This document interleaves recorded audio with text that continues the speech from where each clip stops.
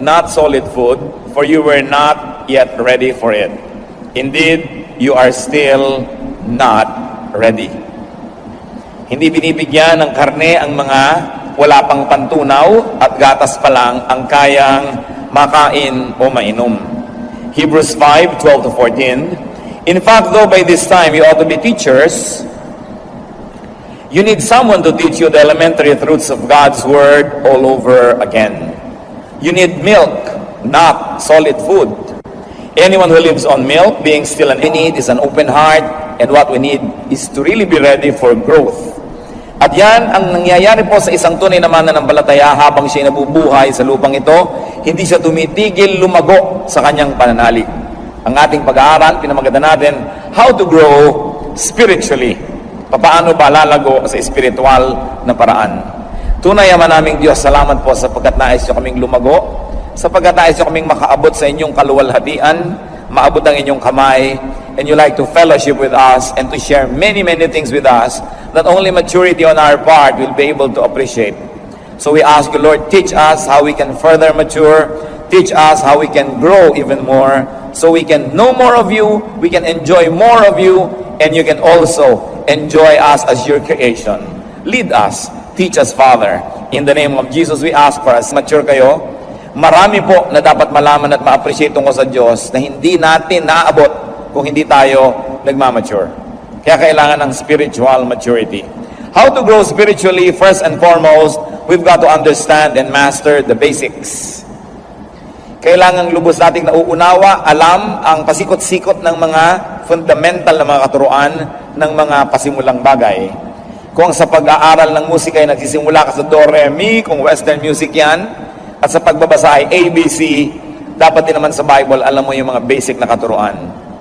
At sa mga nagkakamali, ano ang sabi ng Panginoon sa Mark 12:24? Jesus replied, "Are you not in error because you do not..."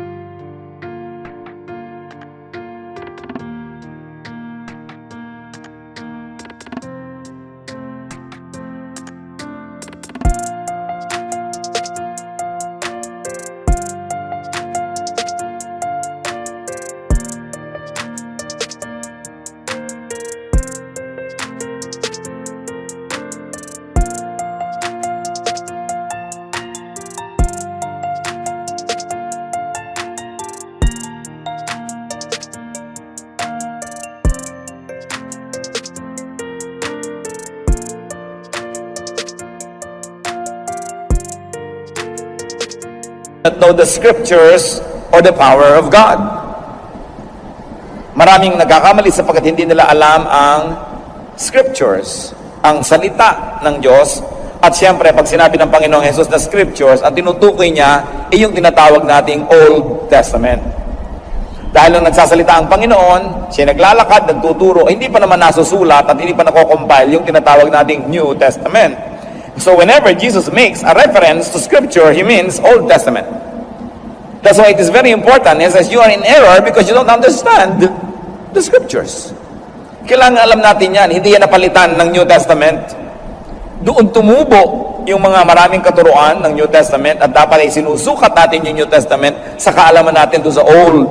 Sapagkat doon nakasalalay at doon nakapatong yon at hindi mo mauunawaan ang anumang bagay doon kung hindi yon nakasalalay, kung hindi ang pundasyon ay yung mismong Old Testament. It's important to know the basics of the law, the prophets, and the wisdom literature, poetry, and all that. How else do we grow spiritually? Pursue higher and deeper learning. Di ba't ang puno man, pagka siya ay lumalaki, tumataas ang sanga, pero lumalalim ang ugat. Hindi pwedeng taas ka lang ng taas ng sanga at hindi lalalim ang iyong ugat. Sa konting hangin, tumba ka. Hindi maaari siguro ganun kalalim ang ugat o nalampasan na ng lakas ng hangin yung lalim ng ugat niya. Pero yung mga tunay na malalalim at matitibay ang kapit, yun ay nakatayo pa rin. Yan ang mga nakikita yung survivor. Kaya mahalaga sa ating buhay na espiritual, lumalalim at tumataas ang pagkaunawa. Lumalalim sa salita ng Diyos sa parang lupa na kinakapitan ng ating ugat at kinukuhanan ng mga katuroan at mga nutrients, at lumalaki naman ang application, ang mga naaabot ng application sa pamamagitan ng ating mga dahon. Mahalaga yan. So pursue higher and deeper learning. And in Hebrews 6:1-2, napakalinaw ng sabi dyan, therefore, let us leave the elementary teachings about Christ and go on to maturity. In fact, kung bubuin nyo yung mga kasunod na mga verses nito, sinasabi, let us leave the elementary teachings about baptisms, about the laying on of hands, about being raised from the dead, and about future judgment. Yan ay mga basic things. Dapat lumalampas ka dyan, at may iba pa't napakarami pang ibang dapat pag-aralan sa buhay. But how do you leave the elementary teachings? That means leaving your comfort zone. Paano ka tataas kung ikaw ay afraid of heights? Paano ka susuot sa lupa kung ikaw may claustrophobia? Paano iiwan ang mga dati na sa ulot na kabisa at komportable na tayong mga turo kung ayaw natin na mahirapan ang ating isip, ang ating loob? Because whenever you leave something, you leave a comfort zone. Sanay ka na ron, ayaw mo nang iwan yon.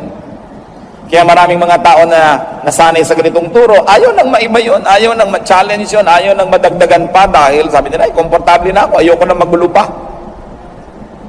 Sapagkat sa bawat pagbabago ng isip, sa bawat paglago ng isip, ay dumadaan mo na sa isang panandaliang kaguluhan.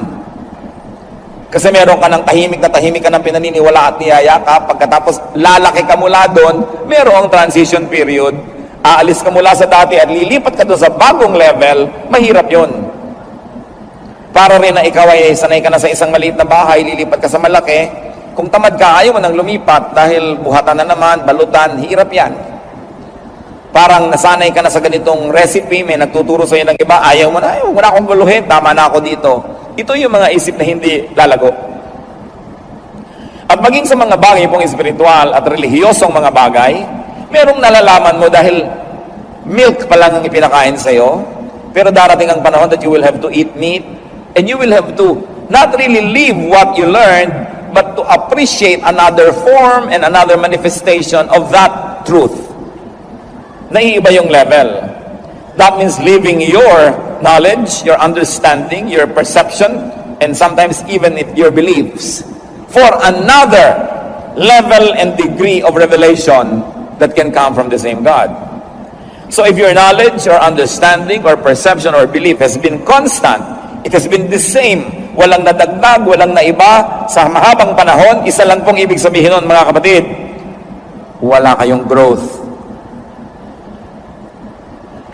Parang meron kang sapatos, para hindi ka na bumili ng iba, ayaw mo na lang lumaki ang iyong paa. Parang malaki ang iyong baywang, pinag-exercise ka para lumiit, ang pinoproblema mo, paano yung mga pantalong ko? Hindi magpaparepair pa ako, hindi bibili pa akong bago. So ganito na lang. Laging merong kaunting hirap na kasama ng pagbabago. Pero ano sabi sa Biblia? We are being changed from glory to glory. So hindi tumitigil ang pagbabago. Kaya lagi tayo nag-a-adjust.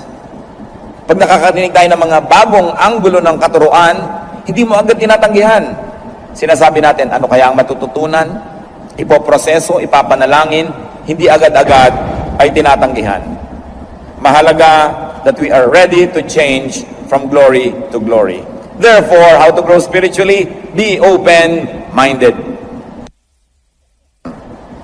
Kailangan bukas ang isip. Aba, may mga nagmamalaki pa. Aba, kami serado de candado. Nilunok ko ang susi at tumalon ako sa dagat at sumisid ako doon, di mo na makukuha pa. Hindi pinagmamalaki, yung nakasarang isip. Sapagkat ang isip ay napakalaki ng mararating. Nakikita niyo po yung mga hindi naiisip ng mga previous generation? Pagsakay sa aeroplano, naisip ba na mga 50 years ago yung cellphone? Diba?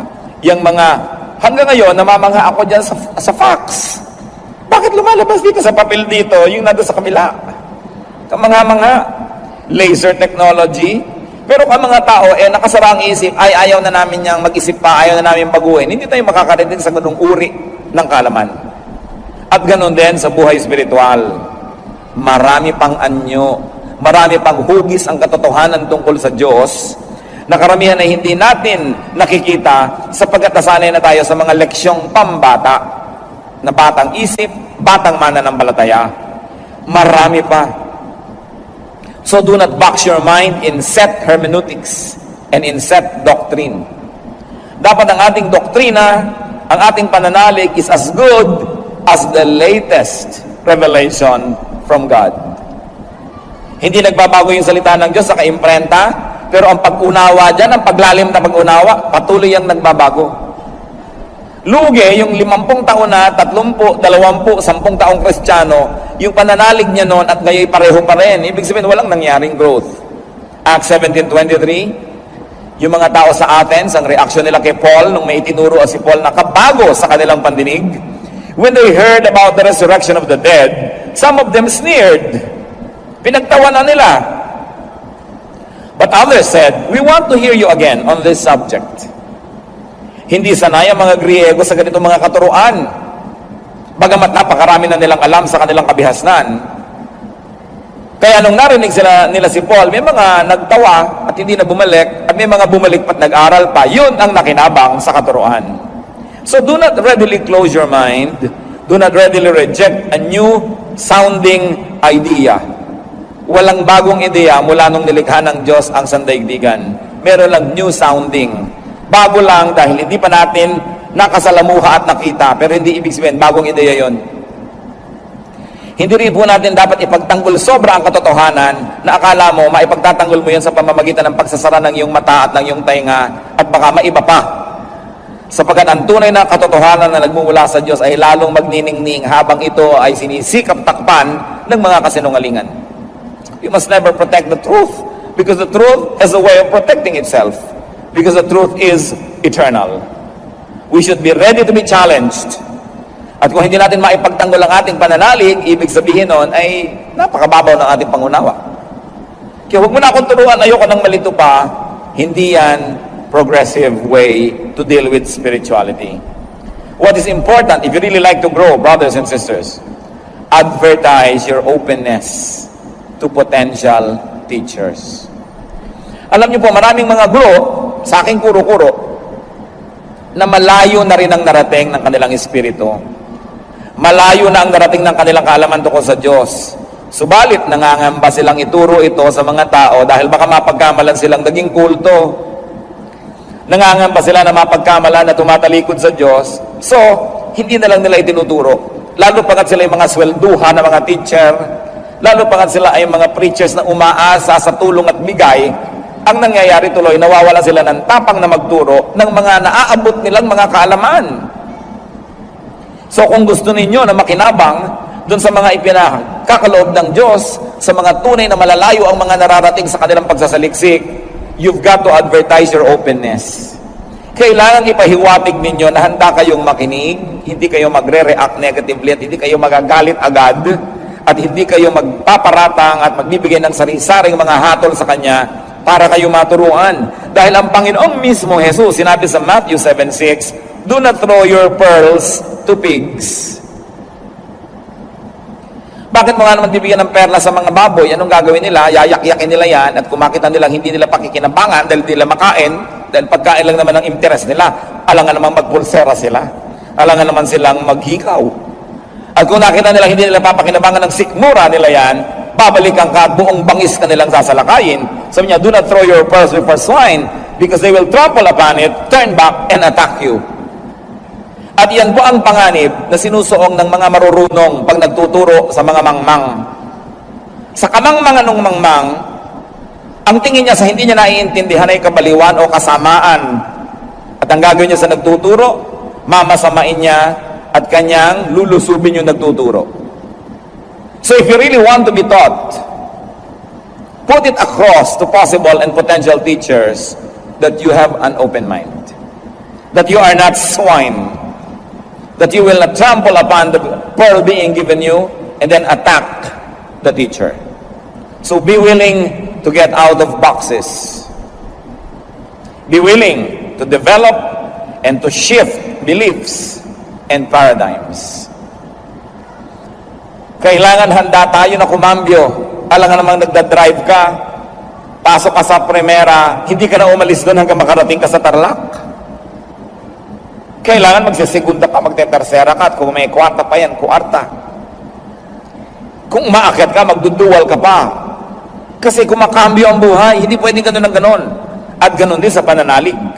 Yun po mga simpleng maunawaan na pangyayari at mga halimbawa sa ating buhay ay susi para buksan ang mga masalimuot na mga usaping espiritual. So kung simple ang pagkambyo, nakikita mo agad, madaling makita, yan ay may katotohanan din sa spiritual world. Kumakambyo ka rin sa iyong spiritual life. Yung mga madaling makita, dapat yan ay pinto lang para mapasok mo yung mahirap na makita. Therefore, it is important, if you're going to grow, that you do not be dogmatic. Pinagmamalaki pa ng iba, dogmatic kami. Anong mapapala ng dogmatic? Isinara mo na yung isip mo, sasalakayin mo ang hindi mo kakampi o sumasalungat sa'yo, mamasamain mo, didemonizin mo ang may ibang pananalig, so you're advertising negative, and that is that you are not ready to learn. Nalulungkot po ako, sa totoo, pagka malayo ang mga nararating kong mga lugar, tapos may nakikita kong isang karatula ng isang kongregasyon. Dahil salamat, narating ng Biblia ang lugar na ito, pero yung dumapo sa kanilang mga teacher, sobrang mga dogmatic. Habang matuturuan sila tungkol kay Jesus, ang dami rin kakambal na turo tungkol sa mga huwag itong gawin, hindi yan pwedeng gawin, hindi yan pwedeng isuot, hindi yan pwedeng kumipot ang utak at mundo ng dinapuan nila.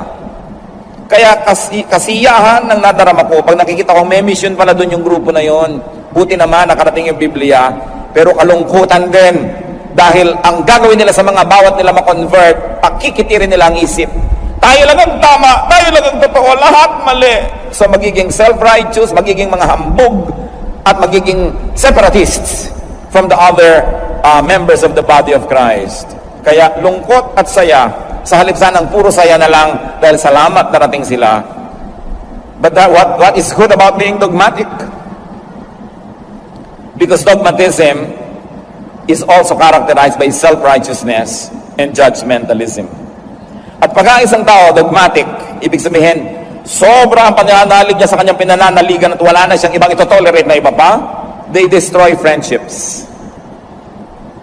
Kaya kung minsan magkaibigan kayo nung pareho kayong hindi pa nagba-Bible, tapos napunta ka sa isang grupo, siya napunta sa dogmatic, mamaya hindi mo na yung kaibigan.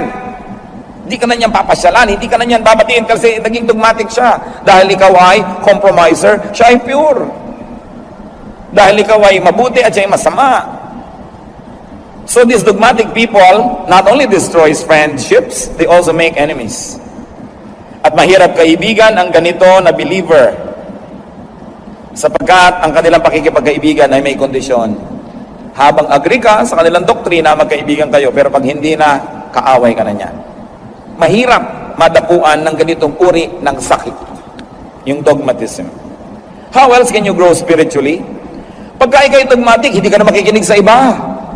Pagbabawalan ka makinig sa radyo, pagbabawalan kang manood ng TV, pagbabawalan kang umaten ng ganong fellowship, merong speaker sa luneta, hindi ka pwedeng umaten, hindi ka pwedeng makisali dahil kayo ay separatist. So, kikipot ka dahil siya na lang ang napapakinggan mo, wala na't yun na lang at yun. O asosasyon nila, mga 5 o 3 sila sa asosasyon. Sila na lang nang sila. At yun na lang nang yun ang katuruan, so ang mangyayari, liliit ang pananaw. How do you grow spiritually? Go with seekers. Go with thinkers. Because once more, the truth does not need protection. The truth is so powerful that it will always prevail. Luke 2:46-47, ano po ang ginawa ng batang si Jesus?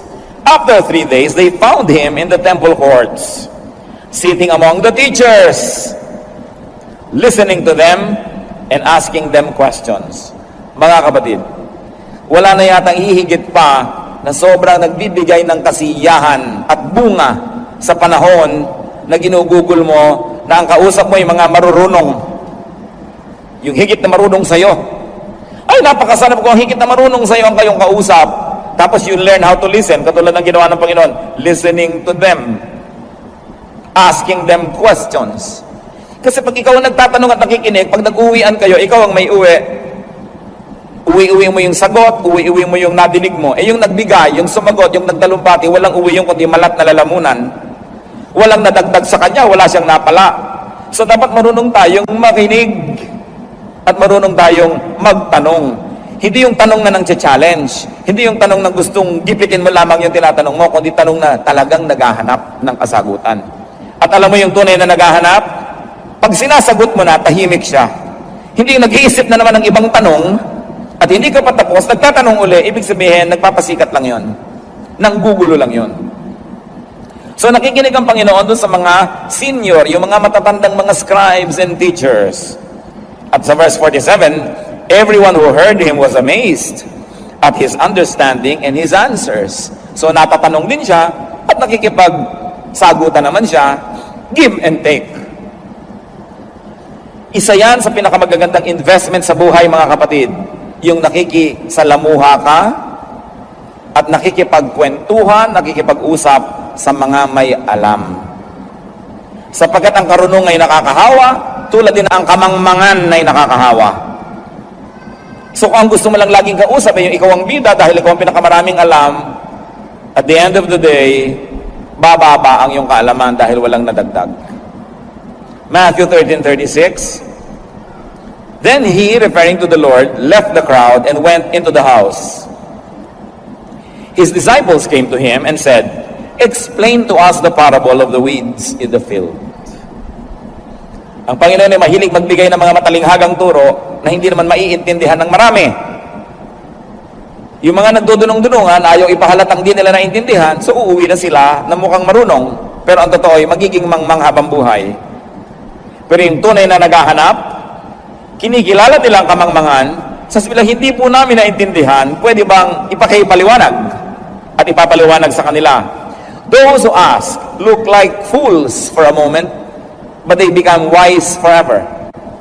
Those who don't ask look wise for a moment, but they remain fools for life. Kaya ang gagawin ng Panginoon, dahil ito yung mga masigasig, tuturuan niya. Sapagkat sa pamimili niya at pagsasala ng mga pagbibigyan niya ng mga mahalagang katuruan, kuminsan nagbibigay siya ng mga talinghaga at tas aalis siya sapagkat yun lang mapagpakumbaba ang susunod-sunod at bubuntot-buntot at magtatanong, ano pong kahulugan? Uupo ngayon siya and with a little group will continue to explain. Sapagkat ginagantimpalaan ang tunay na naghahanap. Ngayon, baligtarin nyo yan. Go with the dogmatic. Go with the opinionated and the self-righteous, the self-congratulating and self-promoting religious people. What will happen is the reverse. Liliit ang inyong isip, liliit ang inyong mundo, tinitiyak ko sa inyo, at mapupuno kayo ng yabang at galit sa kapwa. Yan ang bunga ng dogmatism. Another way to grow spiritually is to find the Master. Kailangan ating matagpuan ang Panginoon. And to find a master, a little m master, meaning a teacher. People who are a higher plane of consciousness are important people to meet and to exchange ideas with. Nakita niyo po na ang Panginoong Hesus ay nagtuturo sa bahay ng magkapatid na Mary at Martha? Luke 10:39. Mary sat at the Lord's feet, listening to what He said. Hindi madali para sa isang babaeng tulad ni Maria na maupo sa paanan ni Jesus. Sapagkat noong panahon na yon, sa panahon nila, pag may nagtuturo, mga lalaki lang ang makikinig. At lalo't lalaki yung nagtuturo, mga lalaki ang karamihan ng nakaumpok doon, ang babae, talsik, punta sa kusina, gumawa ng turon. At iyon ang ginawa ni Martha. Yung tama, yung dapat, yung usual, nung magtuturuan na, pumunta na siya sa kusina.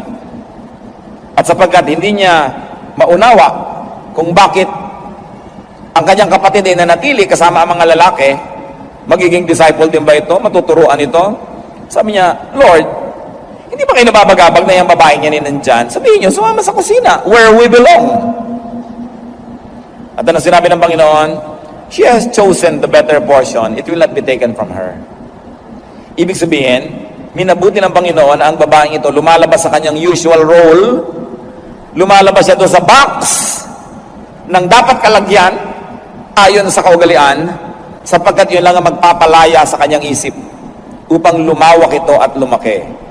So, while Mary was learning at the feet of Jesus, Martha was in the kitchen, literally and probably spiritually. Hindi natin minamasama na mahilig siyang maglingkod, pero sayang yung pagkakataon kasi hindi naman laging nandiyan si Jesus para magturo. Naglabas ka na lang sana ng bukayo o skyflakes. Huwag ka nang maghanda ng kung ano-ano pa at intindihin mo yung pag-aaral. Pero yan, minabuti ng Panginoon. You have to get out of the box, whatever that box is, if you really like to learn. Maybe your box is your schedule, maybe your box is finances, maybe it is household chores or whatever is keeping you, you've got to get out of it if you really like to learn. John 6:68, Simon Peter answered him, Lord, to whom shall we go? You have the words of eternal life. So kanino ka pa nga naman pupunta? You have to find the master. Or the little M masters who have become teachers also. Acts 2:37. When the people heard this, they were cut to the heart and said to Peter and the other apostles, Brothers, what shall we do? Nakita niyo po, kinilala nila si Peter na isang mangmang na mangingisda. Walang theological education, hindi nagpunta sa Bible school. Tinanong siya ng mga tao, ano pong dapat namin gawin? Ibig sabihin, now they were finding a master, a letter M, a small m. Mga tao na higit sa kapwa-tao ang alam. Hinahanap din natin sila, tinatanong at pinakikinggan. At mahalaga yung sabi sa Matthew 7:20, by their fruit you will recognize them. Bago naman kayo mag-recognize sa sumunod na sumunod, tingnan nyo muna kung may fruit. At ang pinakamabisang fruit na dapat makita sa isang mangangaral, hindi yung galing magsalita, hindi rin yung personal na buhay niya, bagamat importante yun. Ang tunay na fruit, anong nangyayari sa inyong puso pag natuturuan niya kayo? Yun ang fruit, na walang ibang magsasabi sa inyo kung tama ang fruit o hindi. Do we get comforted when we need comfort? And do we get bothered when we have to be bothered? Yun ang talagang godly teacher. Because the Word of God must comfort the afflicted and afflict the comfortable. So anong bunga sa inyong buhay ng katuruan at ng pagtuturo? Doon nyo ngayon malalaman kung tunay nga ba na isinugo sa inyo ng Diyos ang isang mangangaral. Hindi sa talumpati, hindi sa husay, hindi sa itsura. Bagamat nakakatulong yon. Hindi rin sa kanyang personal testimony, bagamat up to a point, importante. Pero ang mahalaga, anong talab sa inyo ng ministry niya? Yun ang bunga na dapat ay hinahanap. At ang pangako naman, Matthew 7:7-8. Ask, and it will be given to you. Seek, and you will find. Knock, and the door will be open to you. For everyone who asks, receives. He who seeks, finds. To him who knocks, the door will be open. Meron akong gustong itanong sa inyo, mga kapatid.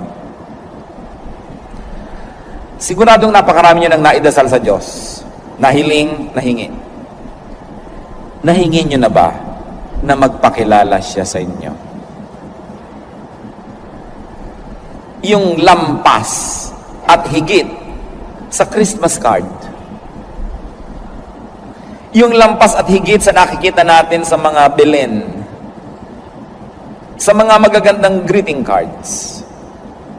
Yung lampas at higit sa itinuturo ng pulpito o ng Sunday school, ng Bible study o ng Bible school. Nahingi nyo na ba sa Diyos na magpakilala sa inyo? Hingin nyo. Sabi, ask and it will be given you. Kadalasan yung tunay na Diyos, bago natin siya makita, dumadaan ang mata natin sa maraming mga lenses. Lenses ng relihiyon, lenses ng kultura, lenses ng intellect, lenses ng edukasyon, lenses ng kamangmangan, ng ating mga biases, kaya hindi na natin maaninag talaga yung Diyos. Nakita nyo yung Diyos, kung papakinggan nyo ang mga relihiyon, iba-iba ang itsura niya, iba't iba ang kanyang kaanyuan. At kahit mismo sa Kristyanismo, doon na lang tayo sa mga Bible-based evangelical churches, so to speak. Iba't iba pa rin ang madidinig mo na katuruan. Sapagkat kung minsan, ang pagpapakilala ng isang mangangaral tungkol sa Diyos, ayon sa kanyang hilig. Kaya kung mahilig siya magdasal, puro dasal ang ginagawa ng kongregasyon.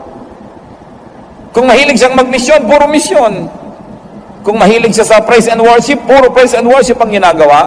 Kung mahilig siya sa prophecy, puro prophecy. So, huwag din kayong mabilanggo sa hilig ng inyong mangangaral. Dahil kapwa-tao nyo lang yon. Kailangan meron din kayong sariling hilig, may sariling pagpapakilala sa inyo ang Diyos na sinusundan ninyo, tinahabol. Sangayon man o hindi ang pulpito. Sapagkat ang relasyon natin sa ating may kapal, sa lumikha sa atin, ay personal. Kaya tingnan ninyo, pag napasama kayo sa kongregasyon na mahilig magdasal, puro kayo puyat na puyat, dasala kayo ng dasalan, mga magdamag, no? Dahil yun ang hilig ng pastor. Kung ang napahilig naman niya sa charity, puro kayo charity, feeding the poor, puro street children, yun ang inatupag niyo sa buong buhay niyo. Hindi masama yon. Ang sinasabi ko lang, huwag kayong pakulong sa hilig ng inyong mga leaders. Dahil pag humarap naman tayo sa Diyos, personal at isa-isa ang pagharap. Kaya tatanungin ka, anong ginawa mo sa gift na ibinigay ko sa iyo? Hinabol mo ba ang mga ibinigay ko sa iyong mga pangako? Nilandas mo ba ang mga ibinigay ko sa iyong mga daan at doon ka dumaan o sumunod ka na lang ng sumunod kung kani-kanino sa daan nila gustong puntahan? While the church is a general corporate direction because it is a body, you are not forbidden to pursue a personal growth direction. Hanggang hindi mo ginugulo yung church at hindi ka pumipigil sa ginagawa ng church in a corporate way, malaya ka na sundan ng Diyos sa iyong personal na buhay. In fact, yan ay hindi mo lang kalayaan, yan ay isa nating tungkulin na hanapin ang Diyos at hayaan siyang mabuhay sa ating puso. Kaya ang tanong ko, nagkaroon na ba kayo talaga ng sincere, honest prayer to God and ask Him to reveal Himself to you? Diyos ko, sino po ba talaga kayo? Ano po ba talaga gusto nyo? Baka gusto lang naman ng pastor namin yung nadidinig namin. Yung ba talaga ang gusto nyo? Ito ba talaga ang turo nyo? Ito lamang ang statement of faith ng Bible School na pinanggalingan ng aming preacher. Nakakahon po ba kami sa kahon ng iba? O talaga bang diretsong itong kagustuhan nyo ang nalalaman namin? O nasasala? Kami ba'y minamanipulate ng relihiyon? Kami ba ay minamanipulate obra at pinapaliko sa kaliwat kanan dahil yun ang mabuti para sa organisasyon? O yung ba ang mabuti para sa amin? Kami ba'y mga spare part lamang ng makina ng church na dapat mag-function ang mag-function? O end users din kami na minamahal mo? Ano ba talaga kami? Sino ba kayo? Yan ang mga magaganda mga panalangin. Hinibigyan mo po kami ng kotse, matanggap na pa sa trabaho ang aking anak, may magbigay sana ng pera dahil nasira ang aming bubong. Well, all of these are nice, but they are not the big issues of life. Because what is not important 10,000 years from now is not really important. What is not important when you face God is not really important. Anong mahalaga? Makilala natin siya. Maraming mga tatay hindi nakikilala ng kanilang anak. Malaki sana ang maitutulong ng ina kung ipakikilala ng ina na mabuti ang tatay. Halimbawa, malayo ang mga anak sa tatay, yung nanay nagsasabing, lumapit kayo sa aman nyo, mabait yan. Paangil-angil lang yan, pero hindi yan totoo. Hanggang ganun lang yun. Sige, lumapit kayo. Diba?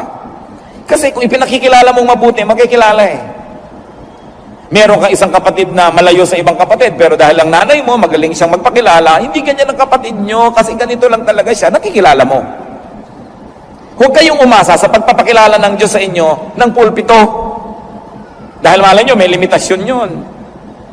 Kilalanin nyo ang Diyos, diretsahan. Sapagkat available siya. Huwag kayong dumaan kung kani-kanino. Bagamat nakakatulong sa karagdagan nating pagkilala at kaalaman yung dumadaan sa mga nag-aral, naghanda, mga nag-review, pero huwag kayong umasa na lang sa kanila. Kaya ang mga malalaking tao ay may mga press corps, meron silang mga spokesperson, Dahil yun ang nakakapagpahugis kung paano sila ipakikilala, kung paano sila ipepresent. Karamihan naman, hindi yun ang totoo, kundi media manipulation lang pala yun. Yun pala ay image lang at hindi reality. So, sino ang Diyos? Gaano kalalim ba ang pagkakilala natin sa Kanya?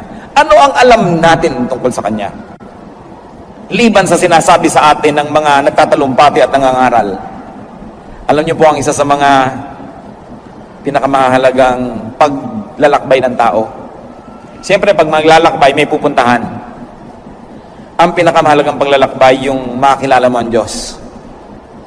Yung papunta ka sa Kanya, palapit ka ng palapit sa Kanya. Maraming mga hadlang dyan. Kung minsan, relihiyon pa yung hadlang. No? Dahil misrepresented. Maraming mga tao nagtatago sa likod ng pangalan ng Diyos para magsamantala sa kapwa. Para manghut-hut sa kapwa. Maraming mga tao nag-a-abuse in the name of God. So, hindi mo makikilala ang Diyos kung aasa ka doon. Kailangan ng sariling pagsisikap. At ang pangako ng Matthew 7:7-8, sino mang nagtatanong ay sasagutin. Sino mang kumakatok ay pagbubuksan. At sino mang naghahanap ay pagbibigyan, pagpapakitaan, tuturuan, pagkakalooban. Kanya-kanyang sikap. Huwag niyong iasa sa iba. Lalo yung personal na pagkakilala sa Diyos. Pero, kung kayo mangangahas na magtanong at humiling sa Diyos na magpakilala siya, dapat handa kayo to deconstruct your other religious ideas about God when God really reveals Himself to you. Because most of the things that are in our minds were put there by religion. Sometimes well-meaning, sometimes not. Kaya handa ba kayo na makilala talaga ang Diyos? Another way to grow spiritually is to be discreet with special knowledge.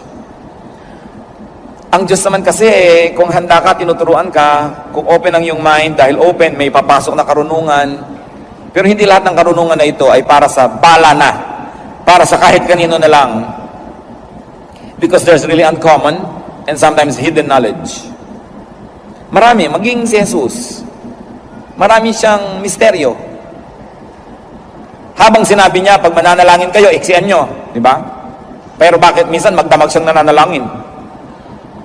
Tapos sinabi niya, pag mananalangin kayo, magkulong kayo sa kwarto nyo. So ini-encourage siya yung personal na pakikipagniig sa Diyos. Ano kaya mga ipinanalangin niya, yung magdamag? Ano kaya yun? Hindi natin alam. Pero subukan yung manalangin ng ganon. Walang agenda, walang hinihiling, walang hinihingi. Nakikinig lang kayo sa tinig ng Diyos. You will have a glimpse. You will have a clue as to what it means to really pray in spirit and to pray alone. While it is good to pray with your fellow believers, but it must never replace personal prayer. At yung personal prayer na hindi lang binasa nyo sa inyong devotional guide, na 1 minute with God every day, parang gano'n na lang. Pati babasahin nyo, nakalagay doon, yung isusulat nyo, nakalagay doon, yung conclusion, nakalagay na rin doon. Anong napalan nyo? Diba? Para lang tayong elepanteng tumuntong sa bola. Para hindi mo kailangan ng utak mo para gawin yun eh. Kailangan mo lang nasanay ka tinrin. Pero yung mananalangin ng walang agenda, so that it is the agenda of God that will prevail, that is an experience. Yung panalangin na walang performance dahil nag-iisa ka lang, hindi mo kailangang habangan kung hindi na kailangan, hindi mo kailangang iksian kung kailangang iksian, dahil wala ka naman pinangingimi ang tao. So kadalasan nga, mahirap pa yung may kasama kang nananalangin. Dahil kailangan maintindihan pa nila, Diyos ko, ang aking pong nanay nasa ospital, o operahan po siya bukas, kailangan po niya ng dugo. Gusto mong papikit, teka nga, bakit mo sinasabi yan sa Diyos? Di ba alam ng Diyos yan? Oo nga, alam ng Diyos, pero hindi alam ng mga kapatiran. Pues sabihin mo na sa kanila bago ka manalangin para alam nila yung background. Dahil sino ba talaga kausap mo? Ang kapatiran o ang Diyos? Nakakalito ka. Kaya yung public prayer, marami yan pitfalls, maraming danger because sometimes it becomes performance. At may mga mananalangin pa, pag manalangin, oh, Amang Diyos, bakit naiiba yung boses pag mananalangin? Lingin mo kami mga manalangin. Bakit drama itong nagdadasal na ito? Hindi naman talaga ganun magdasal. So, arte. So kung gusto niyo maging totoong-totoo mga kapatid, manalangin kayo mag-isa. Sapagkat yung totoo sa atin ang nakalulugod sa Diyos. Develop a very personal prayer life and be discreet if you have special knowledge. Kung may ipinahihiwatig sa inyo ang Diyos, huwag nyo lagi na lamang ipinapabalabalandra sa buong mundo para na lang masabi kayong special. Kasi sabi nga niya, do not give to dogs what is holy. May mga bagay na hindi inuungkat. Kahit sa pamilya natin, yung ginawa ng isang member, hindi naman natin laging inuungkat sa iba. Some things are too sacred to mention. And our relationship with God has a lot of sacred elements. Sabi sa Matthew 7:6, do not give dogs what is sacred. Pagka meron kayong bagong kaalaman, isang bagong ideya, isang bagong pananaw, hindi nyo agad-agad yan na ina-advertise, hindi nyo agad-agad na pinalapalulun sa iba. Kasi hindi sila handa. It takes a spiritual preparedness for spiritual things. Therefore, do not quarrel about doctrines. Wala pang nagdebate tungkol sa doktrina ang nagkasundo. Wala pang nagdebate at nag-away tungkol sa mga katuruan ang may isang, ay, oo nga, tama ka sister, mali ako. Wala pa nagganon. Kasi tuwing may debate, ang gusto ng magkabilang panig ay manalo. Therefore, kahit may punto ka at masarap paniwalaan, i-ignore nila yon dahil pag naniwala sila sa iyo, panalo ka.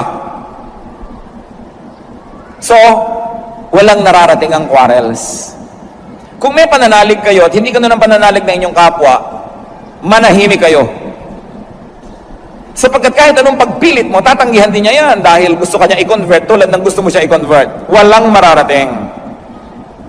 Sapagkat kung gusto nang ipagkaloob sa kanya ng Diyos ang ipinagkaloob sa iyo, mahirap ba sa Diyos na gawin yon? Kailangan ba ng Diyos ng iyong tulong para gawin yon? Sapagkat kung sa iyo'y lumaglag ang kaalaman, dumating ang enlightenment, bakit hindi ibigay din sa Kanya? So habang hindi dumadating sa Kanya, manahimik ka. Dahil kahit anong gawin mong lengguwahe at pilit, hindi niya madedecode ang iyong message dahil nasa iba siyang level of consciousness. Parang AM at FM radio station na nag-uusap, hindi pwede magkaiba ang frequency. So, knowledge about spiritual things is also indicative of spiritual condition.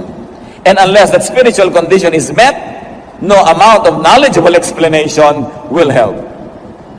1 Timothy 1:3-4, as I urged you when I went into Macedonia, stay there in Ephesus so that you may command certain men not to teach false doctrines any longer, nor to devote themselves to myths and endless genealogies. These promote controversies rather than God's work, which is by faith.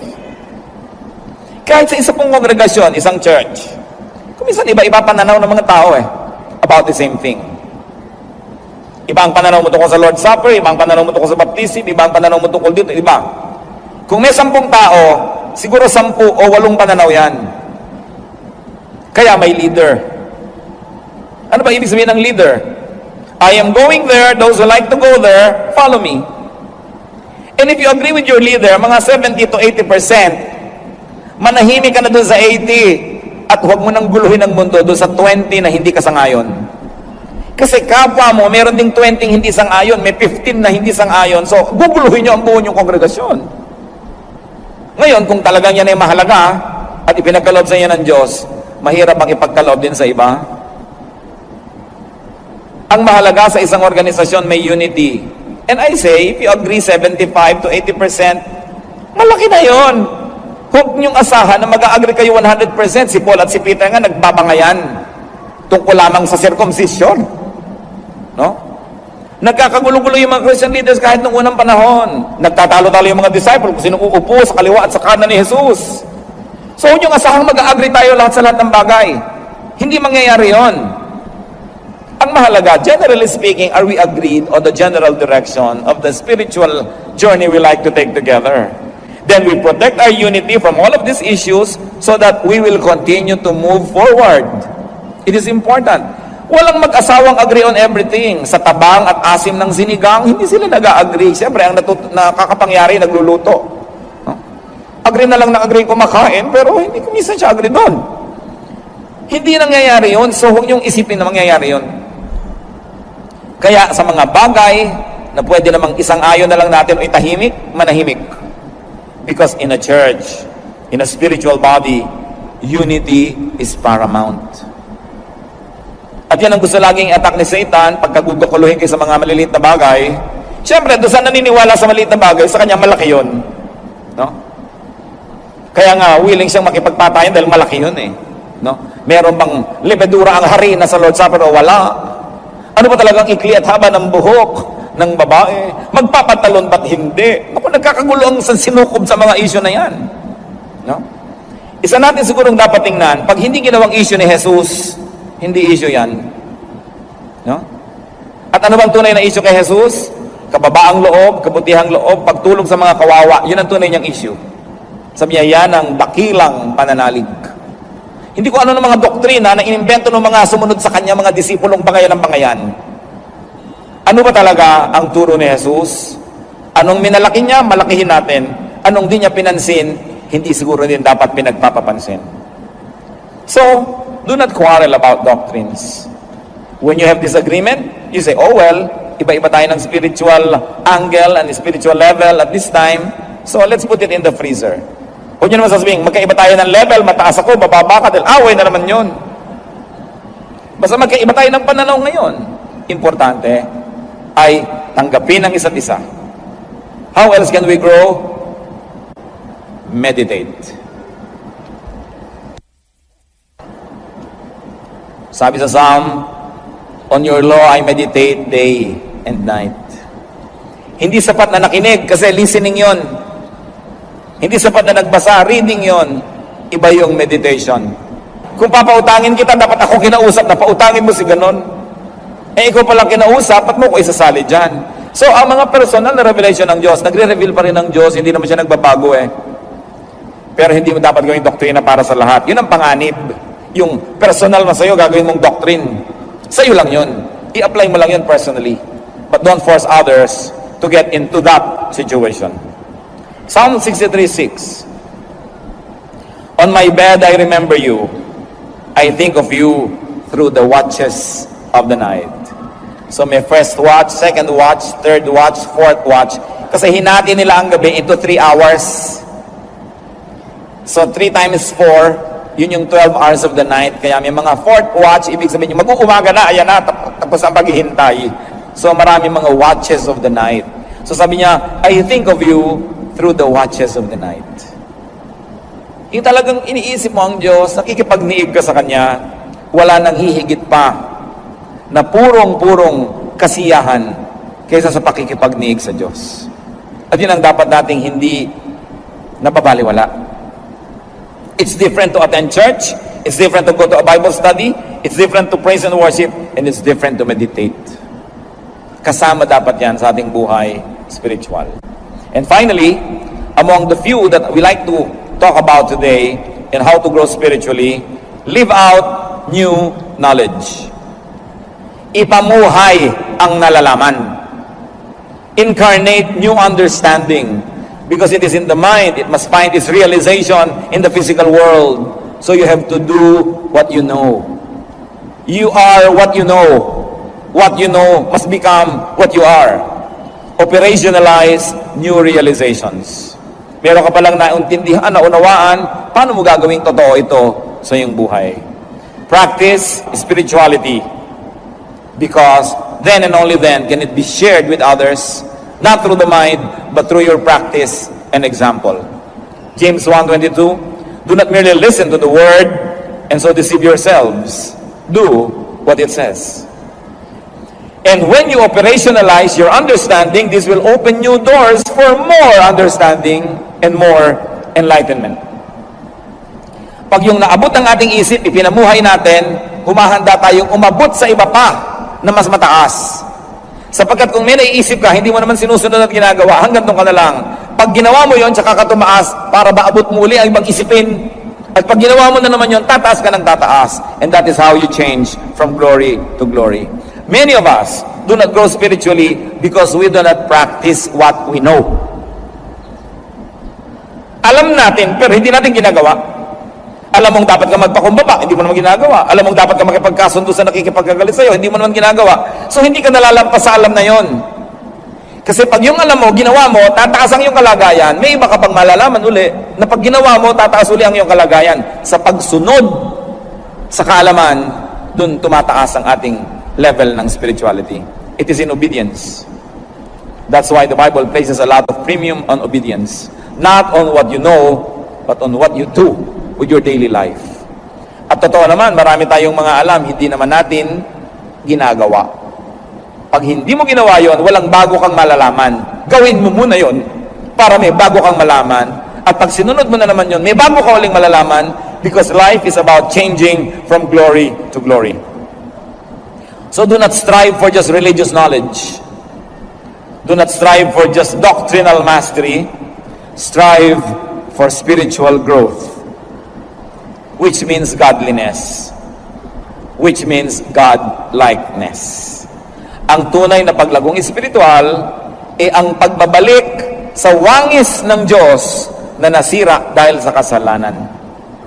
Ang tunay na espiritual na tao ay hindi nakukuha sa dami ng alam at sa galing makipagtalo. Ito'y kababanaagan siya ng wangis ng Diyos. True spirituality is not about religious knowledge. It is about being more and more like the essence of God. Because our spirituality is supposed to transport us back to the image that was lost in the Garden of Eden. Therefore, true spiritual growth is to become more and more like God. Kaya hindi pwede ang mga mahilig makipagtalo at makipag-away dahil hindi trabaho ng Diyos yung ganyang mga bagay. 2 Corinthians 3:18, and we are being transformed into His life.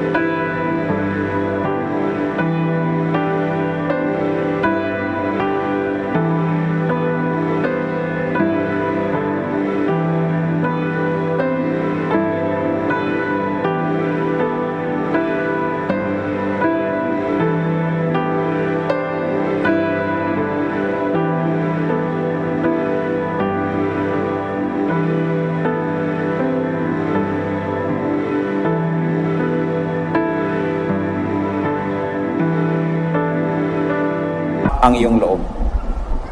Meanwhile, misguided religious knowledge usually leads to confusion, to power play, to self-righteousness, and to trouble. Sabi sa 1 Corinthians 1:12, what I mean is this: one of you says, I follow Paul, another, I follow Apollos, another, I follow Cephas, still another, I follow Christ. Sabi, hindi yan ang tunay na spiritual journey. Competition ang tawag dyan. 1 Corinthians 3:4, for one says, when one says, I follow Paul, and another, I follow Apollos, are you not mere men? Unawain natin ito. Pag hiwa-hiwalay kayo watak-watak at nagko-kompetisyon, di ba tao lang kayo?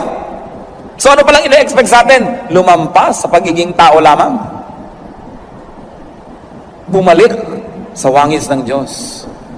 Mahigitan ang pagiging tao lamang. Transcend being just mere men or women. Grow beyond religious issues. Fly above the clouds. Grow. And for this to happen, you have to be ready for different perspectives, for metamorphosis. But it will end in peace. Kasi ganun lang yun. Merong kang thesis, merong antithesis, nagbabangayan, pero sandali lang yun, then magkakaroon kang synthesis. You will have wholeness and you will have peace. How much do we know God?